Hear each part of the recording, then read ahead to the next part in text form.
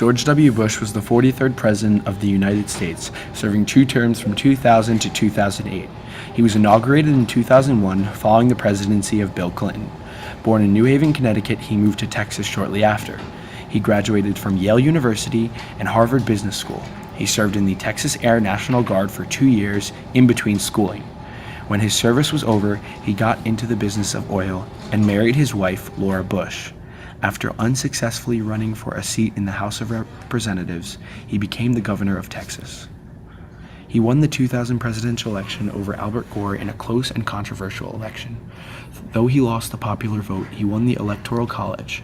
The Supreme Court struck down a recount of votes that could have possibly given Gore an edge in the electoral vote. After 8 uneventful months, the September 11th terrorist attacks occurred in the city of New York. President Bush responded in the most patriotic way he could, giving the famous microphone speech from the site of Ground Zero and throwing out the first pitch at the Yankees game, the first professional sporting event held since the attacks.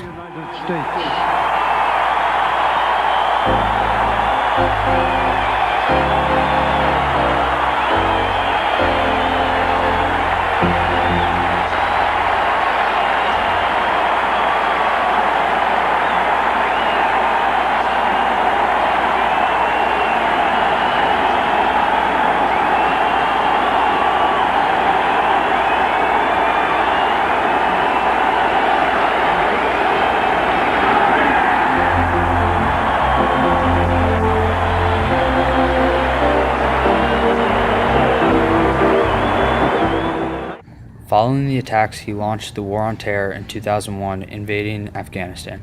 The threat of weapons of mass destruction in Iraq caused President Bush to mobilize troops in 2003. Other foreign policies that President Bush adopted were improving our political and economic relations with countries in Latin America, Europe, and India. He created the Dominican Republic Central American Free Trade Agreement Act in 2004. It reduced tariffs to create economic opportunities for 7 nations involved in this agreement. Although some criticized President Bush for his handling of the War on Terror or his approach on torture regarding enemy combatants, there were not many approaches to the situation, and he handled it as best he could. One of the most important social reforms of his presidency was the No Child Left Behind policy, which is still in place today, and it was a government aid program that helped underprivileged children.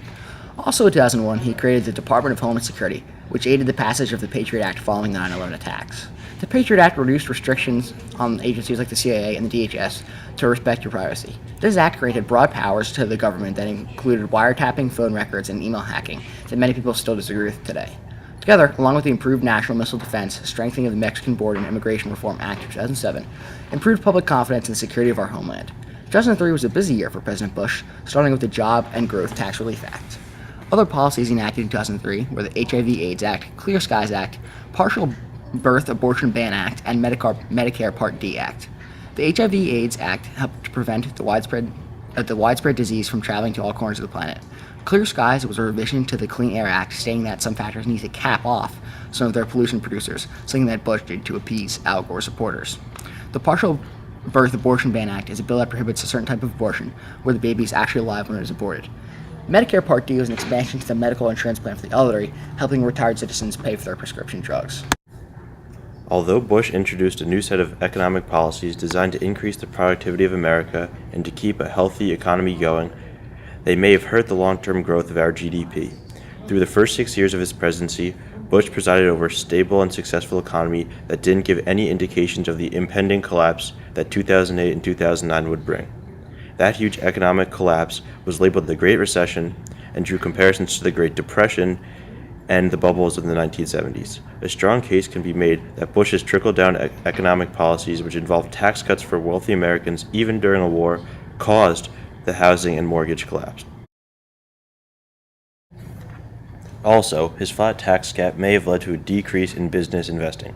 However, the other reasonable side to this debate that Bush's policies were in working order for the first 6 years of his presidency, which include the Iraq War, and that the economic collapse was instead created by a new generation of irresponsible borrowers and a Wall Street culture that practiced zero accountability, no matter how much the government tried to crack down on risky business practices.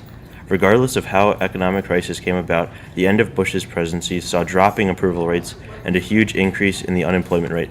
But more importantly, George W. Bush left a legacy of extreme nationalism and pride in a time when fear blanketed our nation.